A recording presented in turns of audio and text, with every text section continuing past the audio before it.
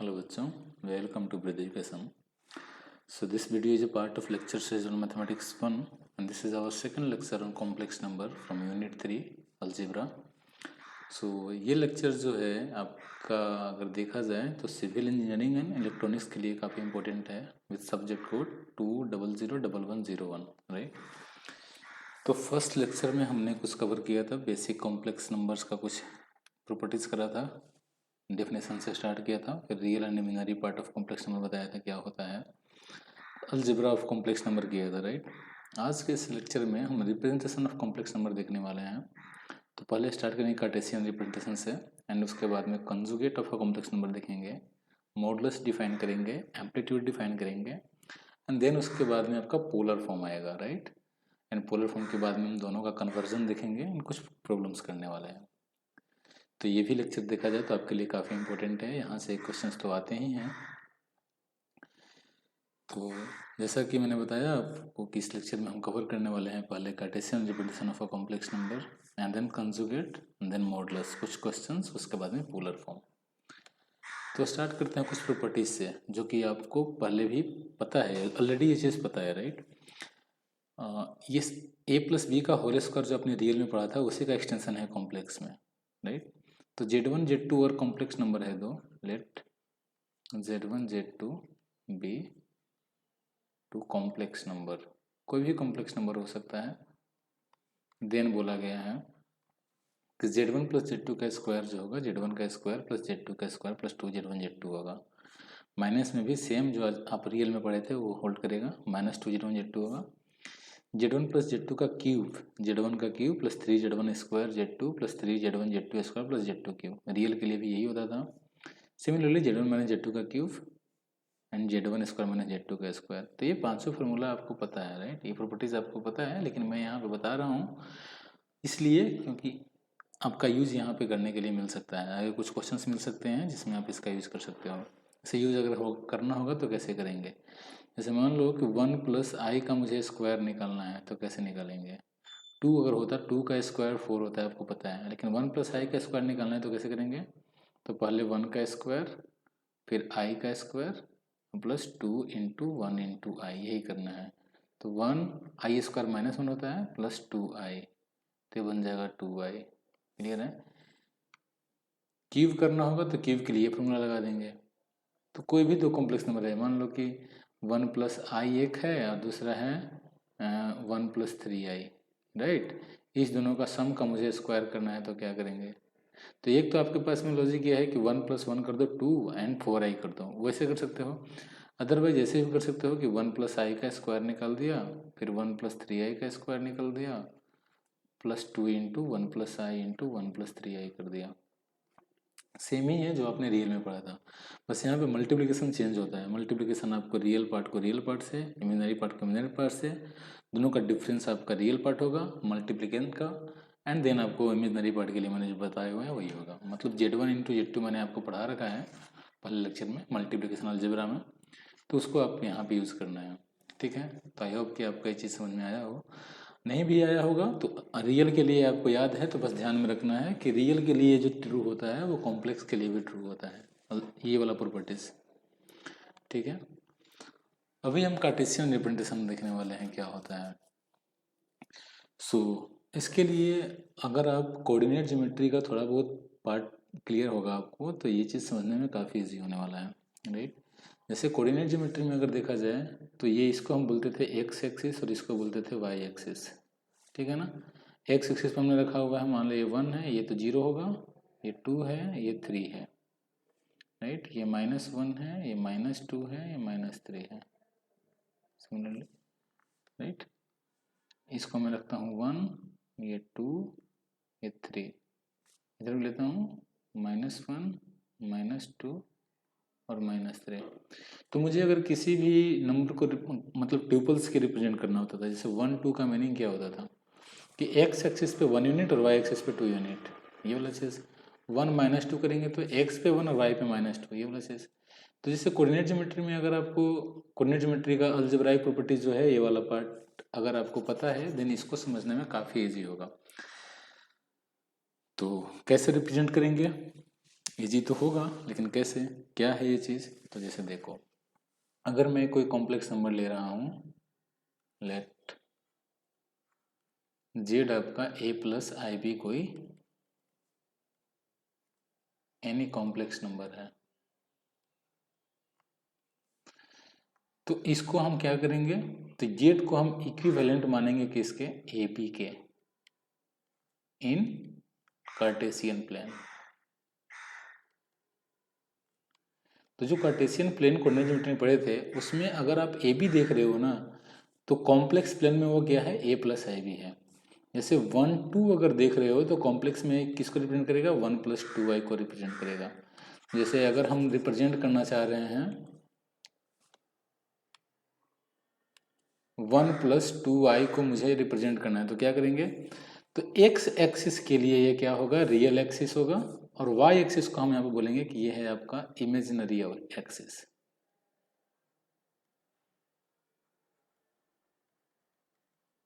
और इसको क्या बोलने वाले हैं, रियल एक्सिस। तो रियल पार्ट को रियल एक्सिस पे देखना है, इमेजिनरी पार्ट को इमेजिनरी एक्सिस बोलना है, देखना है। तो अब इसको बोल सकते हो ये आई हो गया, ये 2i हो गया, ये 3i हो गया, ये -i हो गया, ये -2i हो गया, -3i हो गया।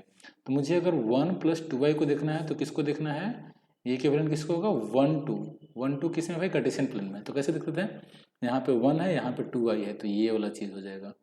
तो ये जो पॉइंट होगा, ये जो पॉइंट होगा, इसको आप बोलोगे कि 1 + 2i है।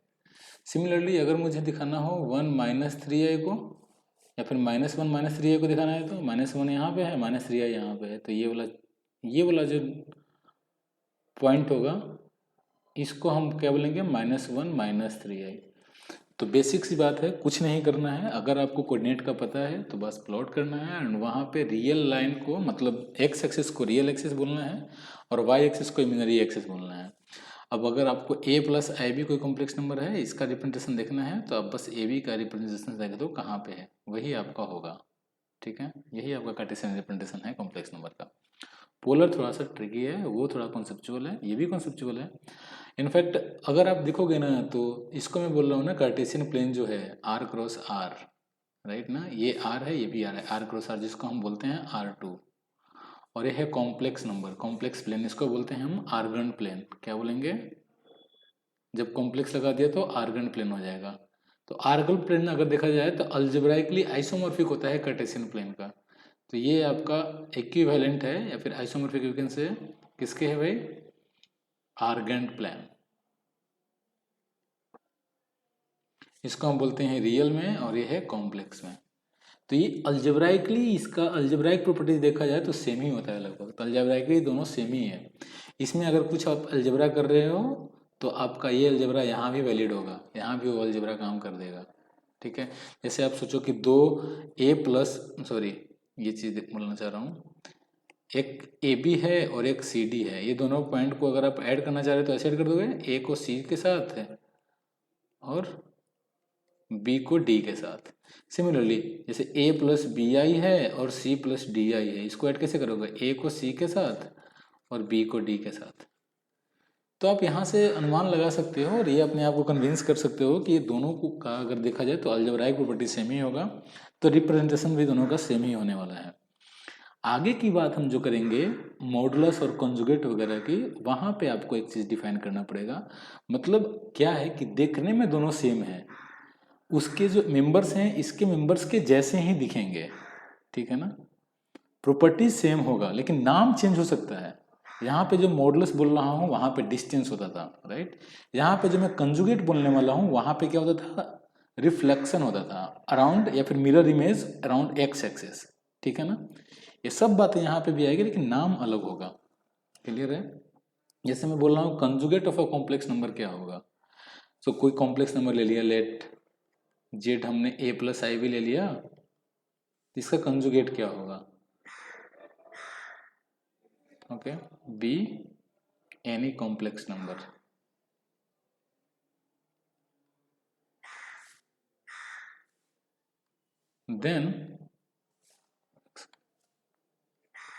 then their conjugate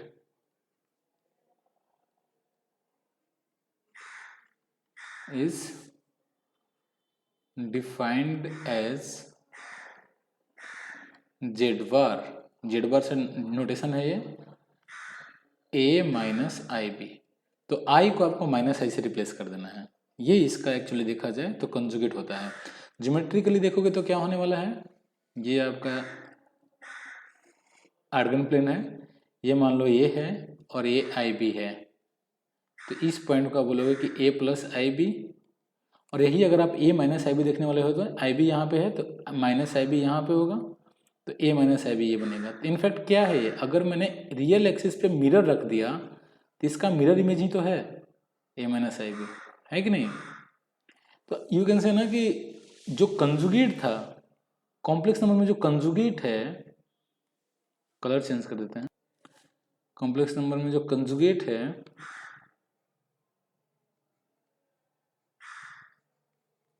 वो सेम, उसका बिहेवियर जो देखा जाए सेम है रियल नंबर में किसके, मिरर इमेज के, राइट, अलोंग एक्स एक्सिस। तो ये है कॉम्प्लेक्स में और ये है रियल में, रियल को सेम मतलब R2 में यू कैन से, तो इसको आप R2 बोलो और ये बोल दो C। RT का मतलब क्या, कार्टेशियन प्लेन, इसका मतलब आर्गन प्लेन, ठीक है ना। तो यही कंजुगेट है। जैसे अगर आपको कंजुगेट निकालने के बोल दिया, फॉर एग्जांपल एक लेते हैं, जैसे फाइंड कंजुगेट ऑफ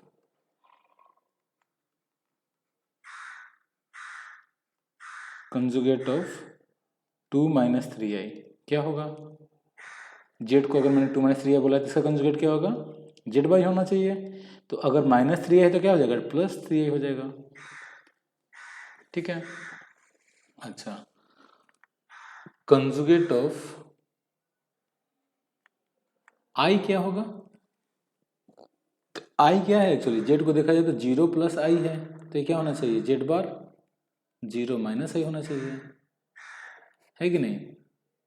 अच्छा, कंजुगेट ऑफ 15 माइनस का, तो माइनस 15 किस पे है, माइनस 15 का मतलब क्या है, माइनस 15 प्लस 0 आई है, तो इसका कंजुगेट क्या होगा, ये खुद ही होगा। तो इनफैक्ट अगर देखा जाए तो अगर रियल एक्सिस पे कोई है पॉइंट, मिरर भी इसी पे रखना है, तो इसका मिरर इमेज तो खुद ही होगा ना, मतलब मिरर पे कोई पॉइंट अगर है तो उसका मिरर इमेज तो खुद होगा, क्लियर है। तो कंजुगेट का नोशन मिरर इमेज जैसा ही है। और अगर मिरर इमेज समझ में नहीं आ रहा है तो आप ये समझो कि a प्लस आई बी में हमें क्या चेंज करना है, प्लस आई को माइनस आई कर देना है, a के साथ में कोई छेड़खानी नहीं, ठीक है ना, b के साथ में छेड़खानी करना है, प्लस भी होगा तो माइनस भी कर देना है, क्लियर है। इसका यूज काफी होता है। जैसे अगर देखा जाए तो z कोई कॉम्प्लेक्स नंबर है a प्लस आई बी, है ना, और z बार क्या होगा, a माइनस आई बी है, राइट। z को यदि आपने z बार से मल्टीप्लाई किया तो क्या बनेगा, a plus I b into a minus i b, तो a square minus b square बनेगा, तो ए स्क्वायर माइनस का आई बी स्क्वायर बनने वाला है, तो ये बनेगा a square minus I square फिर से माइनस वन तो प्लस हो जाएगा, प्लस बी स्क्वायर, और इसको देखोगे तो मॉड का स्क्वायर बोला जाता है ना। इनफैक्ट अगर कोई नंबर है, मतलब कोई कॉम्प्लेक्स नंबर है, लेट से ए प्लस आई बी के फॉर्म में नहीं है, कुछ अलग दिख रहा है ये, जैसे 1 प्लस 3i बाई 2 प्लस आई, कुछ ऐसा दिख रहा है। तो मैं बोल सकता हूँ कि z1 जो आपका है 1 प्लस 3i है, और z2 जो है क्या है 2 प्लस आई है। तो z1 बाई z2 ही तो है ये, इसको अगर मैं z बोल रहा हूँ तो z क्या है, z1 बाई z2 ही है। तो इसको मैं लिख सकता हूँ ना कि z1 by z2 multiplied by z2 bar by z2 बार, ये क्या बनेगा, z1 into z2 bar by z2 into z2 बार। और देखो तो z2 इंटू z2 बार क्या होगा, z2 आपका 2 प्लस आई है और z2 बार क्या होगा 2 माइनस आई, तो ये क्या बनेगा 4 प्लस 1, तो ये बन जाएगा 5, है कि नहीं। तो ये क्या बन जाएगा z1 इंटू z2 बाई 5, जो मैंने बताया हुआ अभी है आपको कि division is not like something else, it's multiplication, right. तो जैसे Z1 को Z2 से डिवाइड कर रहे थे तो हमने क्या करा, Z1 को Z2 बार से मल्टीप्लाई करके मतलब इसको मैं बोलूँगा भी कि ये मॉड ऑफ Z2 का स्क्वायर बनने वाला है, मॉडुलस जब अभी मैं डिफाइन करने वाला हूँ तो बस इसका मल्टीप्लिकेशन आसानी से आप कर सकते हो Z1 इंटू Z2 बार को।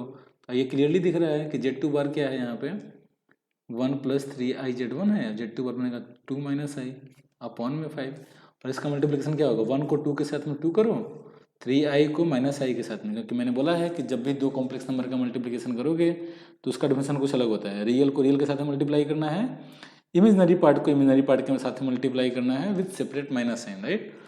तो अगर मैं 3 को -1 से करूँ तो -3 और आयोटा स्क्वायर क्या कर देगा माइनस, तो +3 हो जाएगा, राइट।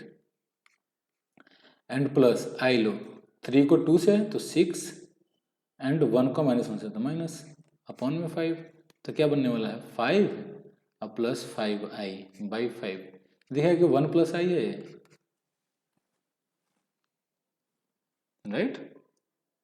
ठीक है, तो इस तरीके का सिंप्लीफिकेशन के लिए भी आपका देखा जाए तो Z2 अगर कॉन्जुगेट का मीनिंग अगर आपको पता है तो आराम से कर सकते हो, राइट। अभी आप क्या करोगे, इसको अगर सिंप्लीफाई करने के लिए मैं बोलूँगा तो क्या करोगे कि रेशनलाइजेशन वाला कॉन्सेप्ट लेकर क्या होगा, 2 - i अपॉन में 2 - i करो, तो क्या कर रहे हैं हम उसके कंजुगेट से मल्टीप्लाई कर रहे हैं ना, वही तो काम है यहाँ पे भी।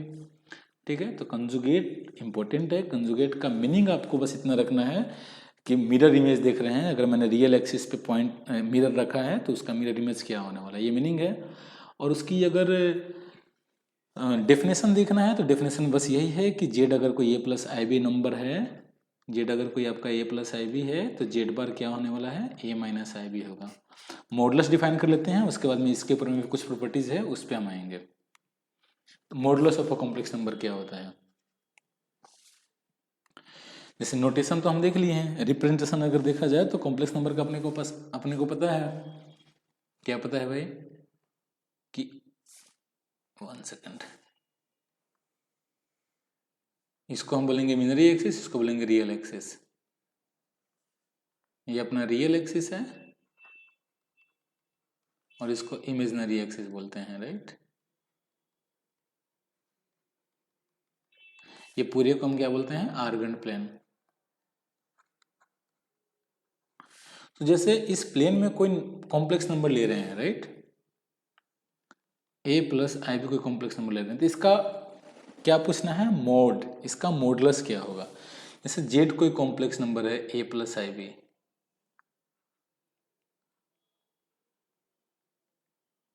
तो मॉड z का मीनिंग क्या होगा। तो आप सोचो कि अगर ये नंबर कॉम्प्लेक्स है तो रियल के लिए भी मतलब मॉड ऑफ z जो कॉम्प्लेक्स के लिए अप्लाई होगा रियल के लिए भी वो अप्लाई होना चाहिए, क्योंकि आपको पता है कि रियल नंबर जो है वो कॉम्प्लेक्स नंबर में है, कॉम्प्लेक्स नंबर में कंटेन है ना, हर एक रियल नंबर कॉम्प्लेक्स नंबर है। सोचो जरा, अगर z की वैल्यू में 1 रखो तो मॉड ऑफ z क्या होना चाहिए 1 होना चाहिए। z की वैल्यू में अगर -1 रखूँ तो मॉड ऑफ z क्या होना चाहिए -1 ही होना चाहिए, है ना, +1 होना चाहिए। मॉड हमेशा पॉजिटिव वैल्यू देता है। तो रियल लाइन में अगर मैं मॉड की मीनिंग देखूँ, ये 0 है, ये 1 है, ये 2 है, ये -1 है, ये -2 है, तो मॉड ऑफ कोई नंबर अगर मैं ले रहा हूँ तो उसका मतलब क्या है कि उसका मैं डिस्टेंस देख रहा हूँ वो 0 से वो कितने डिस्टेंस पे है कि नहीं। मॉड ऑफ अल्फा अगर मैं को ले रहा हूँ, अल्फा कोई रियल नंबर है, तो ये मीनिंग क्या बोल रहा है कि डिस्टेंस फ्रॉम 0 टू अल्फा, यही है ना। तो मॉड ऑफ -2 क्या होगा, 0 से -2 का डिस्टेंस क्या है 2 है। मॉड ऑफ -11/5 क्या होगा, तो 0 से -11/5 का डिस्टेंस क्या है 11/5 है। तो ये डिस्टेंस का कॉन्सेप्ट हम इसमें भी तो एक्सटेंड कर सकते हैं। तो यहाँ पे 0 था तो यहाँ पे क्या होगा, यहाँ भी तो 0 0 ही है। 0 का मतलब क्या है 0 + i, जिसको हम ऑरिजिन बोलने वाला है। तो यहाँ से भी अगर मैं किसी भी कॉम्प्लेक्स नंबर का मॉडुलस डिफाइन करना चाहूँ तो नोशन यही होना चाहिए ना कि उस कॉम्प्लेक्स नंबर का डिस्टेंस 0 से क्या है, राइट। समझ में आ रहा है। तो मॉड का मतलब यही है, डिस्टेंस निकालने की बात करी जा रही है, राइट। तो मॉड ऑफ z को बोल सकते हो कि distance between z and 0 plus 0i जो कि 0 है, इसको 0 बार से बोल सकते हो, मतलब 0 ही है ये, बस इतना ही बोल सकते हो, राइट। समझ में आ रहा है। अब ये डिस्टेंस कैसे कैलकुलेट करेंगे, तो मैंने एक चीज़ बोला है कि कॉम्प्लेक्स प्लेन जो है जिसको हम आर्गन प्लेन बोल रहे हैं वो R2 जो कार्टेशियन प्लेन है उसके ही जैसा है, मतलब दोनों का प्रॉपर्टीज एक्सचेंज हो रहा है, सेम ही जैसा है।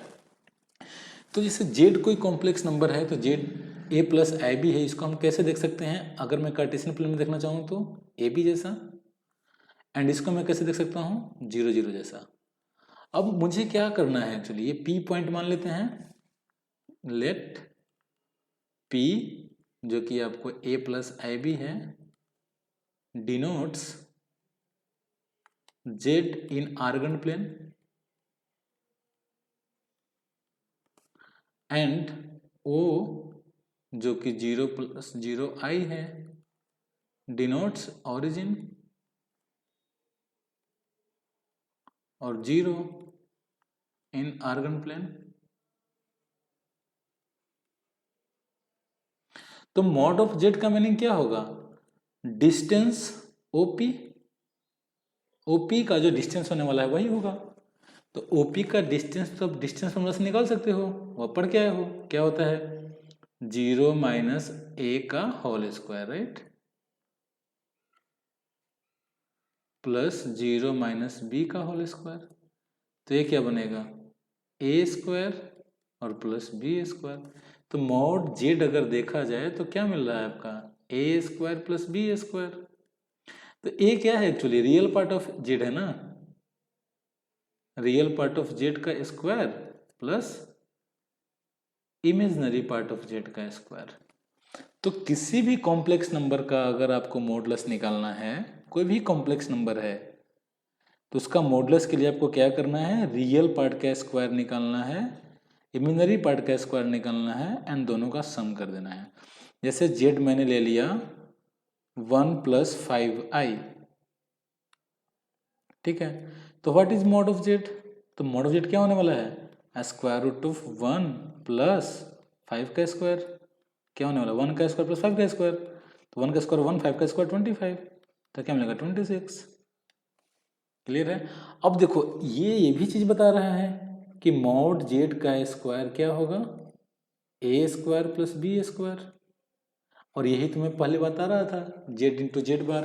अगर मैं किसी भी कॉम्प्लेक्स नंबर का उसके कंजुगेट से मल्टीप्लाई करूंगा तो क्या मिलेगा ए स्क्वायर प्लस बी स्क्वायर, मतलब रियल पार्ट का स्क्वायर प्लस इमेजिनरी पार्ट का स्क्वायर मिलने वाला है। यही तो मैं उस समय बता रहा था। क्लियर है। तो मॉडुलस आपको समझ में आया हो इसका मुझे आशा है। जैसे क्वेश्चन है कि जेड अगर मैंने ले लिया, लेट्स से जेड हमने अगर अल्फा आई ले लिया, राइट, अल्फा आई का मतलब क्या है, फॉर एग्जाम्पल इन पर्टिकुलर ले लो 3i, what is mod of Z, तो 3i को लिख सकते हैं क्या 0 प्लस 3i, राइट। तो इसका रियल पार्ट क्या है 0 है, इमेजिनरी पार्ट 3 है, तो रियल पार्ट ऑफ जेड जो होगा यहाँ पे उसका square plus imaginary part of Z जो होगा उसका स्क्वायर करना है। तो रियल पार्ट को दिख रहा है कि 0 है, इमेजिनरी पार्ट क्या है 3 है, तो 3 का स्क्वायर क्या होगा 9 होगा, और इसका स्क्वायर रूट लेना है, तो 9 का स्क्वायर रूट क्या होगा, स्क्वायर रूट ऑफ 9 3 ही होता है, -3 नहीं होता है, ध्यान रहे। तो इसका मतलब क्या है कि अगर जेड कोई अल्फा आई होगा, ये 3i के लिए किया है, तो अगर मैंने जेड अल्फा आई ले लिया तो मॉड ऑफ जेड क्या होगा अल्फा होगा, बताओ। अच्छा अल्फा होगा, चलो देखते हैं क्या ये सही है। तो एक काम करते हैं, जेड को हम ले लेते हैं -3i, है ना। तो अगर मैं इसका मोड देखूं तो क्या होने वाला है, सेम लॉजिक से 0 प्लस 9, -3 का भी तो स्क्वायर 9 नहीं होता है, स्क्वायर रूट ऑफ 9 फिर से 3 हो गया, मतलब -3 में 3 दे रहा है। तो अल्फा आई है तो अल्फा का जो मॉड देगा वो देगा ना, अल्फा तो मैं रियल नंबर लिया हुआ हूँ, मेरा अल्फा कोई रियल नंबर है, तो मॉड ऑफ अल्फा होगा, राइट। सिर्फ अल्फा नहीं बोल सकते हो, जैसे जेड अगर आपका आई है तो मॉड जेड क्या होगा 1 होगा, अगर आपका जेड माइनस आई है तो मॉड जेड क्या होगा, इसका भी 1 ही होगा। अगर आपका जेड 1 प्लस आई है तो मोड जेड क्या होगा, स्क्वायर रूट ऑफ 1 प्लस 1, तो बनेगा स्क्वायर रूट ऑफ 2। यदि जेड 1 माइनस आई है तो इसको क्या बोलेंगे, मोड जेड यही होगा।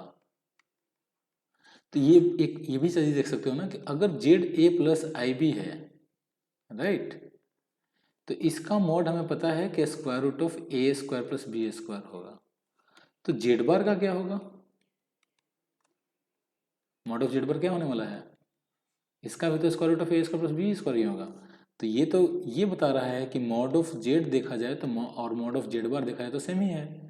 तो ऑब्वियस ही बात है ना, अगर मैं इस पे आऊं, ये देखो ये जेड है, ये जेड बार है, तो इसका ओरिजिन से जितना डिस्टेंस होगा उतना ही डिस्टेंस तो इसका भी होगा, राइट। तो ओरिजिन से मिरर इमेज में डिस्टेंस पे तो कोई फर्क नहीं पड़ने वाला है ना, ओरिजिन से तो सेम ही डिस्टेंस होने वाला है। क्लियर है? दैट मीन्स कि modulus of any complex number is equivalent और equal to modulus of their conjugate. ठीक है, अब कुछ प्रॉपर्टीज कर लेते हैं, राइट। ठीक है, तो पहला प्रॉपर्टीज मैंने बताया था, जेड इंटू जेड बार क्या होता है, मॉड जेड का स्क्वायर होता है। इसको आप वेरीफाई कर सकते हो, अगर आपने जेड को ए प्लस आई बी लिया है तो जेड बार क्या होगा, ए माइनस आई बी होगा। तो जेड को जेड बार से मल्टीप्लाई करोगे तो क्या मिलने वाला है, ए स्क्वायर प्लस बी स्क्वायर मिलने वाला है, और ये क्या होता है, मॉड जेड का स्क्वायर होता है। ठीक है, mod of z one into z two क्या होता है, mod of z one into mod of z two होता है। अच्छी बात है, क्या ये होता है, तो वेरीफाई करते हैं। जैसे जेड वन को मैंने ले लिया a one plus I b one, right, और जेड टू ले लिया a two plus I b two. तो पहले मुझे क्या करना पड़ेगा, z one into z two निकालना पड़ेगा, राइट। तो z one into z two क्या होगा, तो a one into a two minus b one into b two plus iota times a one b two plus b one a two. यदि मैं modulus of z one into z two की बात करूं तो क्या बनने वाला है, ये इसका स्क्वायर देख लेते हैं, राइट। उसके बाद में स्क्वायर रूट ले लेंगे, a one a two minus b one b two का होल स्क्वायर और plus a one b two plus b one a two का होल स्क्वायर। ये क्या बनेगा देखना, तो a one square a two square plus b one square b two square minus two a one a two b one b two, और इसका square a one square b two square plus b one square a two square और plus two a one b two b one a two. ये दोनों तो same ही है, cancel out हो गया। इस दोनों में कॉमन मिल रहा है ए वन स्क्वायर, तो क्या मिलेगा, a two square plus b two square. इस दोनों में कॉमन क्या मिल रहा है, बी वन स्क्वायर, तो इसका क्या मिलने वाला है, b two square plus a two square. तो एक तरीके से देखोगे तो ये इस दोनों में कॉमन क्या है, a two square plus b two square, तो क्या मिलेगा, a one square plus b one square बचने वाला है। तो ये क्या है, a two square plus b two square क्या है देखना तो जरा, मॉड ऑफ जेड वन देखा जाए तो क्या मिलने वाला है, a one square plus b one square का स्क्वायर रूट। तो जेड वन स्क्वायर क्या मिलेगा, a one square into b one plus b one square. Similarly mod of z two का स्क्वायर अगर देखेंगे तो real part of z two क्या है, ए टू है, तो a two square, imaginary part of z two b two square. तो ये देखा जाए तो क्या दिख रहा है यहाँ से, ये इक्वल होने वाला है modulus of z one square into modulus of z two square. तो एक तरीके से क्या देख रहे हो आप कि z one into z two का मॉडुलस का अगर स्क्वायर देखा जाए तो मॉडुलस ऑफ जेड वन का square into modulus of z two का स्क्वायर है। इसको तो इससे भी लिख सकते हैं कि modulus of z one into modulus of z two का स्क्वायर, क्योंकि दोनों रियल नंबर है। मॉडुलस ऑफ जेड वन अगर देखा जाए तो रियल नंबर है ना, डिस्टेंस हमेशा रियल होता है। तो एक तरीके से देखा जाए तो इस दोनों में स्क्वायर रूट लेके क्या हम बना सकते हैं कि modulus of z one into z two क्या है, modulus of z one into modulus of z two ही होने वाला है। क्लियर है, ठीक है ना। और अगर आप यहाँ भी बोल सकते हो कि modulus of z one into z two क्या होता है, अगर आप नहीं करना चाहते हो तो ऐसे भी बोल सकते हो, अगर स्क्वायर रूट नहीं लेना चाहते हो तो ये कर दो, तो लास्ट में भी ये आ जाएगा, तो लास्ट में क्या मिल जाएगा, इसका भी स्क्वायर रूट, तो z one into z two बन जाएगा। ठीक है, बट उसकी ज़रूरत नहीं थी, आपको समझ में ऐसे भी आएंगे होगा, बहुत ईजी था ये चीज़, राइट। तभी हमने प्रूफ किया क्या, सेकंड नंबर, राइट। तो मैं इसको इरेज करूँगा, तो आपको अगर लिखना होगा तो आप वीडियो को पॉज करके इस चीज़ को लिख सकते हो समझने के लिए कि कैसे आया है। ठीक है, नेक्स्ट देखो, अब मैं डिवाइड कर रहा हूँ। मैंने बोला क्या है कि division of a complex number क्या है, एक्चुअली मल्टीप्लीकेशन ही है। तो ऐसे देख लो, अगर Z1 बाई Z2 में बोल रहा हूँ, तो 1/Z2 को मैं मान सकता हूँ some z number, z complex number, तो क्या मिलेगा एक्चुअली Z1 इंटू जेड ही है। अब इसका मॉडुलस है तो मतलब इसका मॉडुलस है, मतलब मॉडुलस ऑफ Z1 अभी मैंने प्रूव किया इंटू मॉडुलस ऑफ जेड है। दो कॉम्प्लेक्स नंबर का मल्टीप्लिकेशन का अगर मॉडुलस देखा जाए तो दोनों के मल्टीप्लिकेशन, दोनों के मॉडुलस का मल्टीप्लिकेशन के इक्वल होता है, ये आपने अभी बोला ना। तो डेट मीन्स कि यहाँ भी तो होल्ड करेगा ना, 1/Z2 भी तो एक कॉम्प्लेक्स नंबर ही है, राइट। तो फिर से आप क्या करोगे कि जेड को आपने 1/Z2 लिया था, उधार लिया था, तो इसको लिख दो 1/Z2, तो यही तो है। अब 1 का मॉडुलस तो वो नहीं होता है ना, लेकिन 1/Z2 डिफाइन तभी होगा ना कि जब जब जब Z2 नॉन जीरो होगा, यही ये चीज लिखा गया है, ठीक है। नेक्स्ट प्रॉपर्टी इंपॉर्टेंट है, उसको देखना। अगर दो कॉम्प्लेक्स नंबर आपके पास में है एंड दोनों का प्रोडक्ट का कंजुगेट निकालना चाह रहे हो, तो ये बोलेगा कि ऐसा करो, तुम दोनों का इंडिविजुअली कंजुगेट निकाल लो, राइट, एंड देन दोनों का प्रोडक्ट कर दो, है ना। मतलब क्या है कि कंजुगेशन जो है प्रोडक्ट को रिस्पेक्ट करता है। अब रिस्पेक्ट करने का बाद क्या है, मतलब जैसे Z1 कोई कॉम्प्लेक्स नंबर है, लेट से A1 plus IB1, right. Z2 कोई कॉम्प्लेक्स नंबर है A2 प्लस IB2। अगर आप Z1 इंटू Z2 का कंजुगेट निकालना चाहो, Z1 इंटू Z2 आप ही आपने निकाला था A1 A2 minus B1 B2 plus I times A1 B2 plus B1 A2, यही हो रहा था। इसका मुझे कंजुगेट निकालना है, इसका कंजुगेट क्या होता है, A1 A2 minus B1 B2 minus I A1 B2 plus B1 A2, है ना। अच्छा, अगर मैं Z1 का कंजुगेट सिर्फ देखूं तो क्या बनने वाला है, A1 माइनस IB1, और Z2 का कंजुगेट देखूं तो क्या बनेगा, A2 माइनस IB2। अब Z1 के कंजुगेट को अगर मैं Z2 के कंजुगेट से मल्टीप्लाई करूं तो क्या बनने वाला है, A1 A2 minus B1 B2 देखना plus I times minus A1 B2 minus B1 A2, right. तो ये माइनस कॉमन ले सकते हैं, तो Z1 into Z2, Z1 bar into Z2 बार अगर देखा जाए तो क्या बनने वाला है, A1 A2 minus B1 B2, और माइनस कॉमन ले लो तो minus I A1 B2 plus B1 A2, यही होने वाला है। यही है क्या, ये यही है ना।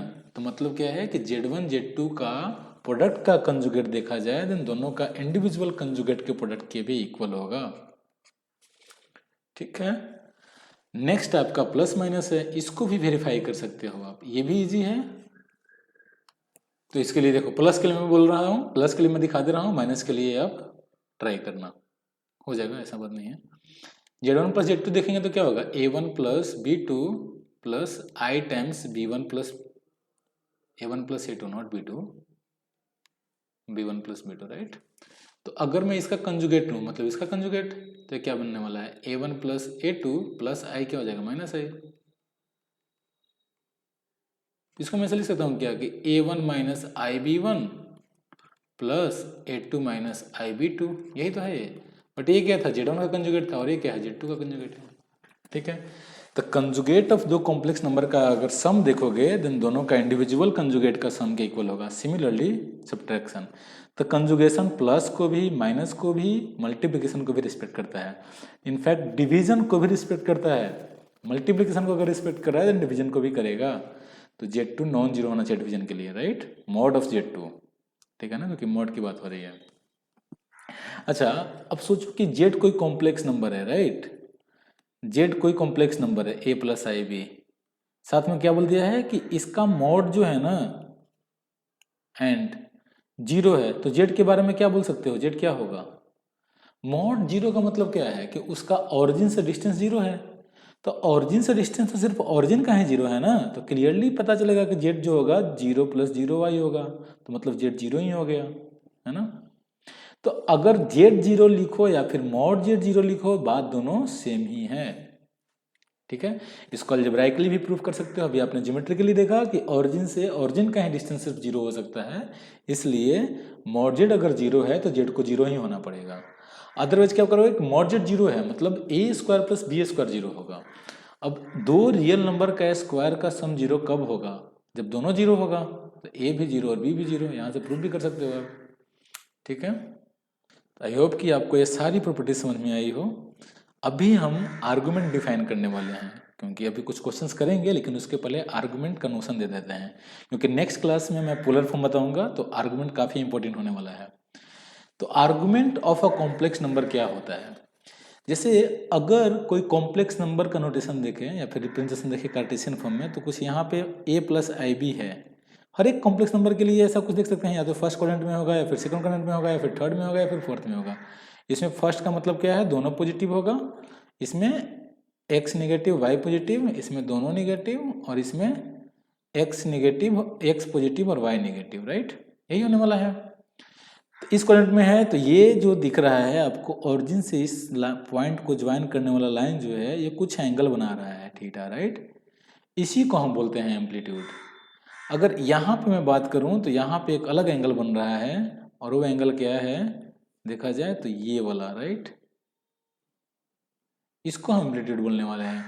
इधर देखा जाए तो इधर एक अलग एंगल बना रहा है, तो इधर कौन सा एंगल है? इधर आप दो तरीके से एंगल को देख सकते हो। एक तो आप ये देख लो, और एक आप कुछ ऐसे देख लो। तो रेड वाला हम कंसिडर करेंगे। ये जो होगा ये भी कंसिडरेबल है, लेकिन हम रेड वाला कंसिडर करेंगे क्योंकि हम प्रिंसिपल आर्गूमेंट की बात करेंगे, और प्रिंसिपल आर्गूमेंट की वैल्यू हम रखेंगे -π से π के बीच में। और अगर यहाँ पे कोई कॉम्प्लेक्स नंबर है फोर्थ क्वाड्रेंट में, तो इसको हम कौन सा लेंगे? दो एंगल मेजर कर सकते हो, एक तो आपका ये वाला हो गया, और ये का आपका क्या हो जाएगा? एक आपका ये हो जाएगा, राइट? तो हम येलो वाला कंसिडर करेंगे। ठीक है, तो हमारे लिए ये चार इंपॉर्टेंट है, जो इंपॉर्टेंट नहीं है उसको हम हटा दे रहे हैं। ठीक है, देखिए जैसे ये थीटा है, तो और अब इसको देखा जाए तो ये 90 प्लस समथिंग हो जाएगा, राइट? और 180 माइनस समथिंग। अगर ये अल्फा है, ये मान लो कि अल्फा है, तो थीटा क्या हो जाएगा? 180 माइनस अल्फा। ठीक है, ये अगर थीटा है और ये भी अगर थीटा है तो ये माइनस थीटा हो जाएगा। ये अगर अल्फा है और अगर ये भी अल्फा है तो ये क्या हो जाएगा? अल्फा माइनस 180 हो जाएगा, है ना? तो एक तरीके से मैं आपको बताऊंगा कि आर्गुमेंट निकालने के लिए आपको क्वाड्रेंट बहुत मैटर करेगा आपके लिए, कि कौन सा क्वाड्रेंट में वो वेरी लाइक कर रहा है। अब क्वाड्रेंट में आपको पता है ना, किसी भी क्वाड्रेंट में रहेगा आप अल्फा हमेशा निकाल पाओगे। थीटा निकालने के लिए आपको अल्फा का यूज करना पड़ेगा। अगर फर्स्ट क्वाड्रेंट में होगा तो थीटा आपका अल्फा ही होगा, सेकंड क्वाड्रेंट में होगा तो थीटा बन जाएगा 180 माइनस अल्फा, थर्ड क्वाड्रेंट में रहेगा तो थीटा बन जाएगा alpha minus 180, and fourth quadrant में रहेगा तो थीटा बन जाएगा माइनस अल्फा। क्या बन जाएगा? Minus alpha. अब ये अल्फा क्या है इसके बारे में हम बात करते हैं। अभी तो ये चीज़ देख लिया है, क्वाड्रेंट मैटर करता है, लेकिन इससे हम अल्फा कैलकुलेट कर पाएंगे। मतलब अल्फा का मतलब क्या है? एंगल हमें देखना है एक्स एक्सिस के साथ में, जो इस पॉइंट से ओरिजिन को ज्वाइन करने वाला लाइन है वो कितना एंगल बना रहा है एक्स एक्सिस के साथ में। तो यहाँ भी अल्फा है, यहाँ भी अल्फा है, यहाँ भी अल्फा है, और यहाँ भी अल्फा है ना? है कि नहीं? बट थीटा अलग चीज है। थीटा आपका आर्गुमेंट की बात कर रहा है। थीटा आपका अगर देखा जाए तो बात तो वही है, राइट? लेकिन वो प्रिंसिपल आर्गुमेंट में बोल रहा हूं, तो वो मैटर करेगा कि कहां से कहां, किस इंटरवल से किस इंटरवल में लेने वाले हो। तो हम लेकर के चलेंगे -π से π के बीच में, और इसके बीच में लेने के लिए आपको ये सब खिलवाड़ करना पड़ेगा। फर्स्ट क्वाड्रेंट में रहेगा तो थीटा को अल्फा लेना पड़ेगा, सेकंड क्वाड्रेंट में रहेगा देन थीटा हो जाएगा पाई माइनस अल्फा, थर्ड क्वाड्रेंट में रहेगा तो थीटा हो जाएगा अल्फा माइनस पाई, फोर्थ क्वाड्रेंट में रहेगा तो थीटा हो जाएगा माइनस अल्फा। ये सारे चीज़ें जो हैं ये प्रिंसिपल आर्गुमेंट के लिए है। आर्गुमेंट आपका देखा जाए तो अल्फा आप मान सकते हो, जो मैंने इरेज किया था उसको कंसिडर करके। ठीक है, खैर बात हम करते हैं अल्फा निकालने का और अल्फा को डिफाइन करने का। ठीक है, तो फर्स्ट क्वाड्रेंट में लेकर के चलते हैं, एंड उसके बाद में सेकंड, थर्ड, फोर्थ के लिए भी हम सिमिलरली देख लेंगे। तो let z is equal to a plus ib be any complex number, then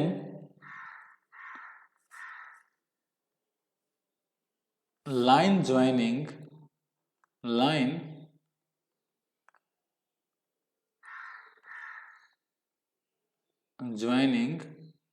O to Z, जिसको मैंने P नाम दिया हुआ है, राइट?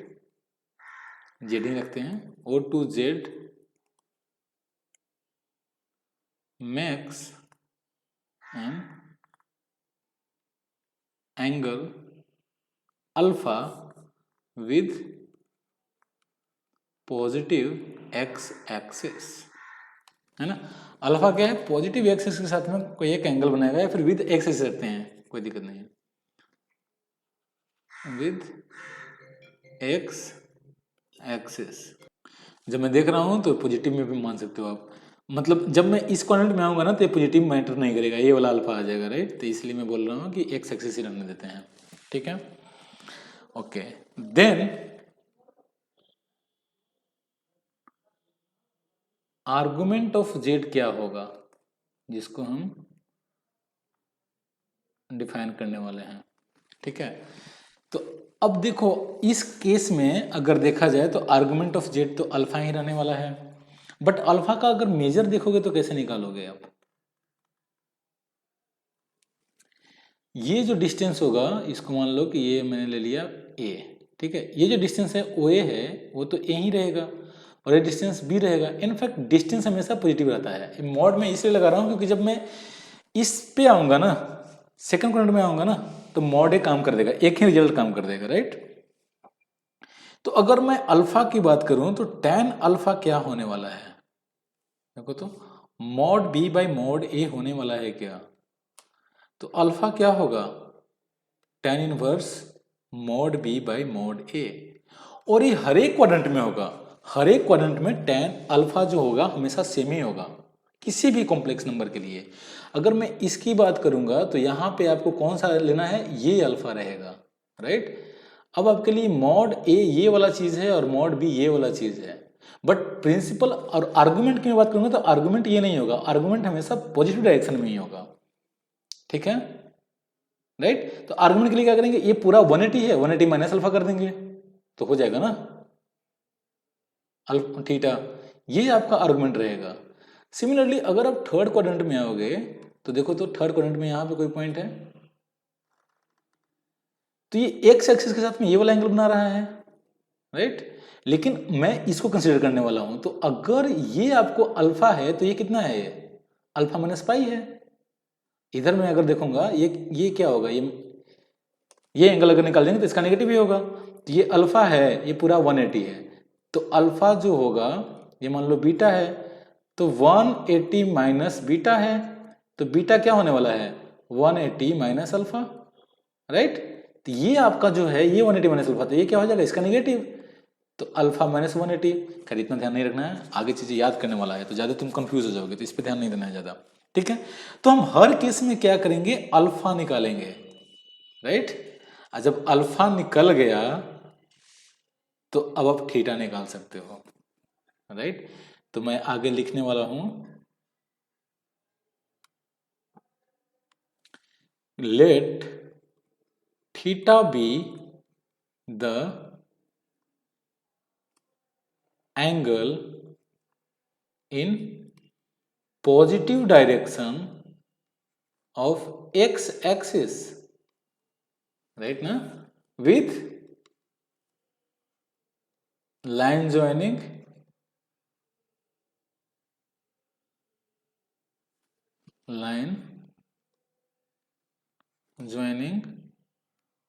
OP, है ना। OP का जो लाइन ज्वाइनिंग है उसके साथ में थीटा जो है पॉजिटिव एक्सिस के साथ में, मतलब एक्स एक्सिस का पॉजिटिव डायरेक्शन में थीटा एंगल बना रहा है, then theta is called argument of z, ठीक है ना। थीटा को ही हम आर्गुमेंट ऑफ जेड बोलने वाले हैं। इनफैक्ट ये आपका बोला जाएगा principal argument, principal argument of z, right ना। तो आर्गुमेंट ऑफ जेड जो होगा उसको हम थीटा से डिनोट करेंगे, बट होगा क्या, वो हर एक क्वाड्रेंट में वेरी करेगा। फर्स्ट क्वाड्रेंट में थीटा अल्फा ही होगा, सेकंड क्वाड्रेंट में थीटा अलग होगा, थर्ड में अलग होगा, फोर्थ में अलग होगा। तो मैं आगे कॉल करने वाला हूं इसको, ठीक है। तो अब यहां से ही हम स्टार्ट करते हैं कि let z is equal to a plus है भी any complex number, then alpha define होगा क्या होता है भाई, tan inverse mod b by mod a, ठीक है ना, ये जेड किसी भी करंट में हो सकता है, ठीक है। Then and you can say and alpha is this, then theta जो कि आपका आर्गुमेंट ऑफ जेड है, ये क्या होगा, ये यहाँ पे थीटा थीटा ही रहेगा, theta is equal to alpha ही रहेगा, यहाँ पे theta is equal to pi minus alpha, यहाँ पे theta is equal to alpha minus pi, और यहाँ पे theta is equal to minus alpha, ये रखना है। फर्स्ट क्वाड्रेंट में थीटा अल्फा ही होगा, सेकंड क्वाड्रेंट में theta pi minus alpha, fourth quadrant में theta minus alpha, third quadrant में थीटा अल्फा माइनस पाई, ठीक है। तो ये याद रखना है। तो आर्गुमेंट ऑफ जेड आपको पता चल गया है क्या होता है। जैसे मैंने जेड को लिया, लेट से जेड को ले लिया 1 माइनस आई, तो पहले हम क्या लिखेंगे, अल्फा निकालेंगे। तो अल्फा क्या होगा, tan inverse mod of minus 1 by mod of 1, तो tan इनवर्स 1 क्या होता है, पाई बाई 4, अल्फा मिल गया पाई बाई 4। तो अब देखनी है थीटा, देखते हैं तो ये कौन सा क्वाड्रेंट में है, एक्स पॉजिटिव है और वाई नेगेटिव है, किस में है, एक्स पॉजिटिव और वाई नेगेटिव, फोर्थ क्वाड्रेंट में, तो माइनस पाई बाई 4 होगा इसका प्रिंसिपल आर्गूमेंट। मतलब मेरा मोटिव क्या था कि प्रिंसिपल आर्गूमेंट जो है वो हमेशा माइनस पाई से बड़ा और पाई से छोटा, ठीक है ना। प्रिंसिपल आर्गुमेंट हमेशा माइनस पाई और पाई के बीच में होता है।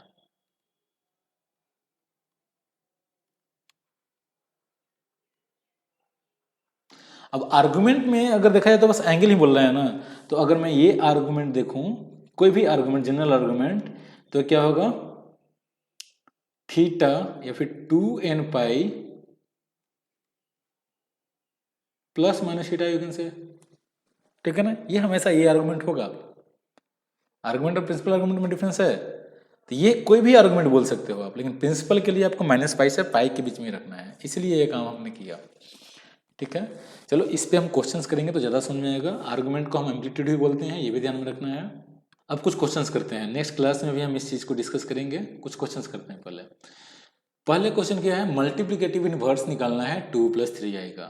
मतलब क्या है कि 2 + 3i में मल्टीप्लिकेटिव इनवर्स का मतलब क्या है, जैसे x का मल्टीप्लिकेटिव इनवर्स अगर y है तो दोनों का मल्टीप्लिकेशन क्या होगा, 1 होगा।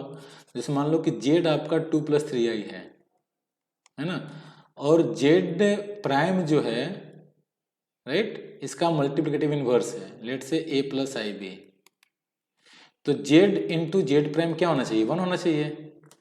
तो मतलब z प्राइम क्या होना चाहिए, 1/z होना चाहिए। मतलब क्या होना चाहिए, 1 में 2 + 3i होना चाहिए। तो कैसे निकालेंगे, इसके कंजुगेट से ऊपर नीचे मल्टीप्लाई कर दो, तो 2 - 3i बाई 2 × 2 = 4 और 3 × 3 = 9, यही होने वाला है। तो 2 - 3i बाई 14 होगा। देखना जेड प्राइम आपका यही मिलने वाला है, वेरीफाई कर सकते हो, जेड इंटू जेड प्राइम करोगे तो क्या मिलने वाला है, 2 + 3i इंटू 2 - 3i बाई 14, क्या मिलने वाला है, 2 + 3i को 2 - 3i से मल्टीप्लाई करोगे तो क्या आएगा, 4 + 9 बाई 14, ओह 13 होगा नॉट 14, क्या होगा, 1 ही देने वाला है। तो मतलब है ये चीज़, जब मल्टीप्लिकेटिव इनवर्स की बात करेगा तो किस नंबर से मल्टीप्लाई करें कि 1 हो जाए, ठीक है ना। तो उसका इनवर्स 1/, तो ये जो होगा क्या होने वाला है, 1/z होने वाला है। Next question, express the following in the form of a + iv, इसको a + iv के फॉर्म में लिखना है। तो मतलब क्या करना है, रेशनलाइज जैसा कुछ कॉन्सेप्ट होगा, यहाँ पे कंजुगेशन की बात हम करेंगे। तो 1 प्लस, जैसे फर्स्ट है 1 + √2i बाई 5 - √2i है। तो मैंने बताया था कि जो नीचे वाला होगा उसका कंजुगेट से मल्टीप्लाई कर देना है। तो कंजुगेट क्या होगा, 5 + √2y, यहाँ पे 5 + √2y। अब मल्टीप्लाई कर दो ऊपर में, तो 5 को 1 से 1 5 और √2 को √2 से तो -2, ठीक है, प्लस आई लेंगे 1 को 5। अभी देखो इसको मैं फिर से बता देता हूँ क्योंकि यहाँ पे आप कंफ्यूज हो जाते हो। एक चीज़ ध्यान से देखना, जो बताया गया था आपको मल्टीप्लिकेशन के लिए, इसका रियल पार्ट इसके रियल पार्ट से, तो 5, इसका इमेजिनरी पार्ट इसके इमेजिनरी पार्ट से, बट सेपरेट करना है -n से, ठीक है। इसका इमेजिनरी इसका रियल से, इसका रियल इसका इमेजिनरी से, बट -n नहीं होगा नीचे। अब कंजुगेट है तो z इंटू जेड बार क्या होता है, मॉड z का स्क्वायर होता है। तो मॉड z का मतलब क्या है, 5 × 5 25 और 2 × 2 = 4, 4 होगा, √2 है तो 2 होगा। ठीक है, तो यहाँ पे क्या बनने वाला है, 5 - 2 हो जाएगा 3, और 5√2 + 1√2 6√2, तो +6√2i बाई 25 और 2 27, तो क्या बनेगा 3/27 + 6√2/27i। ठीक है, तो 1/9 + 2√2/9i। तो a का वैल्यू क्या है आपका, ये दिख भी रहा है, a का वैल्यू 1/9 है और b का वैल्यू 2√2/9 है। ठीक है, तो लिख दिए इसको a + ib की फॉर्म में। रही बात i⁻³ बोला गया है, क्या बात है, i⁻39 क्या होगा, इसको लिख सकते हैं क्या, i⁻30, अच्छा 39 है ना, तो 4 से डिवाइड करेंगे तो क्या आएगा 36 प्लस 4 9 36 3, तो इसको लिखते हैं 36 + 3, तो i⁻36 इंटू i⁻3। अब मैंने बोला है कि 4 का जो मल्टीपल होगा, ठीक है ना, मतलब i⁻4 की हमेशा 1 देता है, तो ये क्या देगा, 4 का मल्टीपल है तो 1 देगा, तो i⁻3 होगा। i⁻3 क्या होता है, -i, तो i⁻39 क्या हो गया, -i हो गया। बट मुझे पूछना क्या था, i⁻39, तो मतलब 1 में i⁻39 पूछ रहा है ये, तो 1 में i⁻39 ये है, तो 1 में -i देख रहा है एक्चुअली ये, तो -1 में i क्या होगा बताना, तो इसको फिर से i का कंजुगेट से मल्टीप्लाई डिवाइड कर दो, तो ये क्या बनने वाला है, माइनस तो बाहर से रहेगा ही, तो -i² क्या होगा -1, बट माइनस प्लस है तो 1 हो जाएगा, तो ये बनेगा i, तो ये किसके इक्वल है, 0 + i के इक्वल है। एक तो ये तरीका है। दूसरा तरीका ये है कि 39 को मैं लिख सकता हूँ 40 - 1, ठीक है, ये ज़्यादा सही रहेगा, प्रॉब्लम मैं बता रहा हूँ क्यों। तो i⁻39 को लिख सकते हैं i⁻40 - 1, मतलब i⁻40 इंटू i⁻−1, तो ये क्या बन जाएगा i⁻−1। अब i⁻39 था, मतलब 1 में i⁻39, तो क्या बनेगा 1 में i⁻−1, तो ये तो i ही बन जाएगा, तो ये भी लॉजिक है। ठीक है, ये चीज़ अगर समझ में नहीं आया है तो एक बार पीछे जाना, i का पावर समथिंग मैंने बताया है, ये वाला रिलेशन, उसको रिकॉल करो एंड देन यहाँ पे आओ, उसके बाद भी समझ में नहीं आया देन यू कैन कमेंट में एंड यू कैन टेक्स्ट में, राइट, वहाँ पे हम बात कर लेंगे क्यों नहीं समझ में आया भाई, ये क्लियर है। नेक्स्ट देखते हैं, इसको एक्सप्रेस करना है, तो ये आपके लिए होमवर्क में दे रहा हूँ, ये आपको ट्राई करना है, कैसे करोगे आपको देखना है। ये नीचे दोनों का सम है, इसको पहले सब्ट्रैक्ट करो एंड देन इस दोनों को मल्टीप्लाई करो एंड देन इसको a + ib के फॉर्म में लिखो, ठीक है। हाँ, इसका मॉडुलस एंड आर्गुमेंट निकालना है, तो मैं 2 का निकाल देता हूँ, 2 को आपके निकालना पड़ेगा। तो जैसे अगर मैं फर्स्ट 2 का अगर मैं बात करूँ तो मॉडुलस ऑफ जेड क्या होगा फर्स्ट 2 के लिए, तो इसके लिए क्या होने वाला है मॉडुलस ऑफ जेड, रियल का स्क्वायर, तो 1 का स्क्वायर 1 और -1 का स्क्वायर 1 ही होता है, तो √2 हो गया। और अगर मैं आर्गुमेंट की बात करूं तो आर्गुमेंट ऑफ जेड क्या होगा, पहले तो अल्फा निकालना पड़ेगा, तो अल्फा क्या होता है tan इनवर्स b/a, तो b की वैल्यू क्या है, मॉड b लिखना है तो 1/1, तो 1 ही देगा, तो π/4 आ गया। अभी कौन सा क्वाड्रेंट में है, मतलब x पॉजिटिव y नेगेटिव किस क्वाड्रेंट में है, फोर्थ क्वाड्रेंट में है, तो -π/4 हो जाएगा।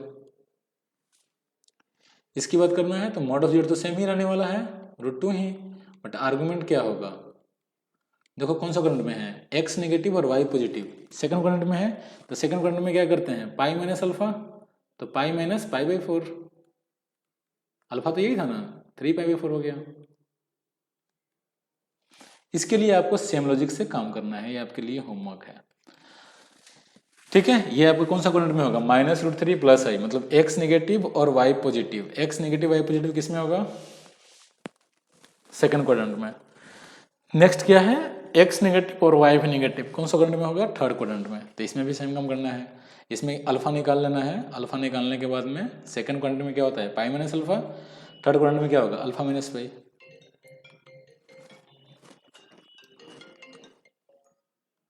ठीक है। चलिए पोलर रिप्रेजेंटेशन हम नेक्स्ट क्लास में करेंगे, अभी ये काफ़ी लंबा लेक्चर हो जाना है, कुछ और क्वेश्चंस भी हम नेक्स्ट क्लास में।